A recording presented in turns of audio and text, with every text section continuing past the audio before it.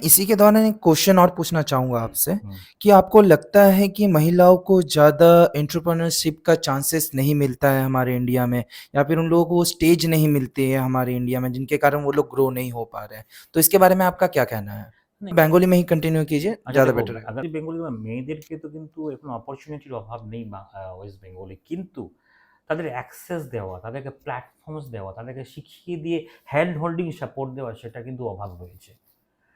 সমাজের মধ্যে অনেক রকমের প্ল্যাটফর্মস আছে যে মেয়েদেরকে সহযোগিতা করছেন। কিন্তু তাকে হ্যান্ড হোল্ডিং সাপোর্ট যে তাকে আমি যদি ৳১০,০০০ ইনভেস্ট করি, আমি কি সিওর যে ১০,০০০ থেকে আমি ৳১২,০০০ ইনকাম করতে পারবো?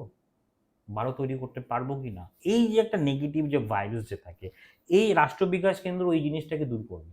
এবং রুরালস এম্পাওয়ারমেন্টস মহিলাদেরকে এন্টারপ্রেনিউরশিপ যে জার্নি আমরা রুরাল এরিয়া থেকে এবং আমরা যাদেরকেই আমরা চেষ্টা করছি না কেন আমাদের ডিজিটাল এডুকেশন থেকে শুরু করে এবং আমরা প্রত্যেক প্ল্যাটফর্মস বিজনেস হাব আমরা এইভাবেই আমরা হ্যান্ড হোল্ডিং সাপোর্ট দিয়ে যাতে কি তারা বিজনেস করতে পারে। সবথেকে প্লাস পয়েন্ট আমরা যে প্রত্যেক দলের মধ্যে আমরা ডেলিভারি বয় দেবো এবং বাড়ির থেকে ওরা বিজনেস করতে পারবে। এটা কিন্তু 21st সেঞ্চুরিতে আমাদের রাষ্ট্র বিকাশ কেন্দ্র গ্রামের ডেভেলপমেন্টের জন্য অনেক বড় সুন্দর একটা সুযোগ নিয়ে এসেছে। আমি চাইবো প্রত্যেকটা মহিলা এবং প্রত্যেকটা আমাদের জনসাধারণ ছেলে-মেয়ে সবাই যাতে আমাদের সঙ্গে যুক্ত থাকে। এডুকেশন রয়েছে, বিজনেস রয়েছে, ডেভেলপ রয়েছে এবং সম্মানও রয়েছে যথেষ্ট।